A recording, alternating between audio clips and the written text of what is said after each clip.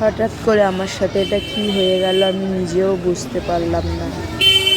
হে everyone, তোমরা নিশ্চয়ই ভাবছো যে কি এমন হলো এত রাত্রিবেলা, তার আগেই দেখলে দিদিভাইয়ের শরীর খারাপ, কি ব্যাপার? ওদের দাদাভাই কাজে যাবে বলে ওই জন্য আমরা 3টের সময় উঠে রেডি ফেডি হয়ে এই যে যাচ্ছি। 5টা 10-এ ট্রেন আছে। কি হয়েছে বাবান? ভূত নেই, আমি আছি তো, চলো চলো। সামনে লাইট মারো, পিছনে না। কোথায় ঘুরতে গেছিলে? ঘুরতে বাড়ি যাচ্ছে এই কানা রাখছে। বাবা, কানে এসব কি রুমাল টুমাল পেতে? খুব ঠান্ডা নাকি? ঠান্ডা লাগছে।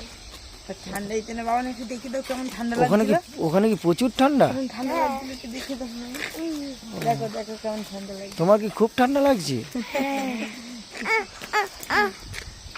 ওকে দেখো। আচ্ছা আচ্ছা, তোমার কি ঠান্ডা লাগছে নাকি বাবু? তোমার ঠান্ডা লাগছে তাই?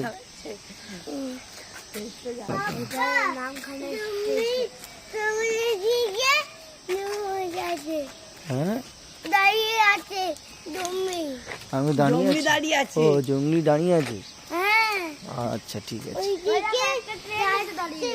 চলো। 3টের সময় উঠেও ঠিক টাইম মতন গাড়ি ধরে পৌঁছাতে পারলাম না বাড়িতে। তার কারণ হচ্ছে আমার শরীর খারাপ হয়ে গেছে প্রচণ্ড। ভিডিও শুরু হওয়াতেই তোমরা নিশ্চয়ই দেখেছো, প্রচণ্ড পেট ব্যথা, মাথা ব্যথা করছিল, গ্যাস হয়ে গেছিলো অত্যাধিক। সেই কারণে দেখতে পাচ্ছেন আপনার দিদিভাই ঘুরে এসে খুব ক্লান্ত হয়ে গেছে, শরীরটা মনে হচ্ছে খুব খারাপ, তাই শুয়ে পড়েছে। ট্রেন ছাড়া অবধি শুয়ে থাকবে, লোকে চলে আসবে, মোটামুটি উঠে যাবে। আমি বললাম একটু রেস্ট নিয়ে নাও, ট্রেনটা ছাড়বে 6টার সময়।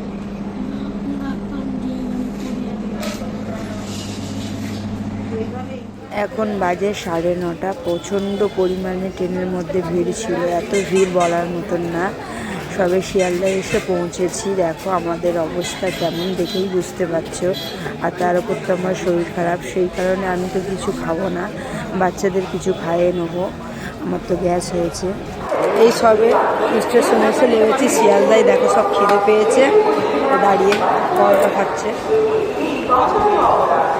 গন্টু দেন, গন্টু মনে হচ্ছে কতদিন খাইনি।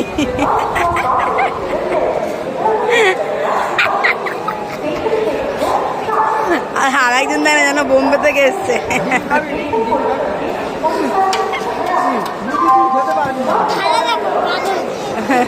এইটাই এখানকার শিয়ালদার, এখানে এরকম।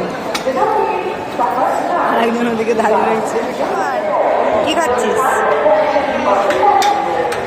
কি পয়তা? খিদে পেয়ে গেছিল? হ্যাঁ,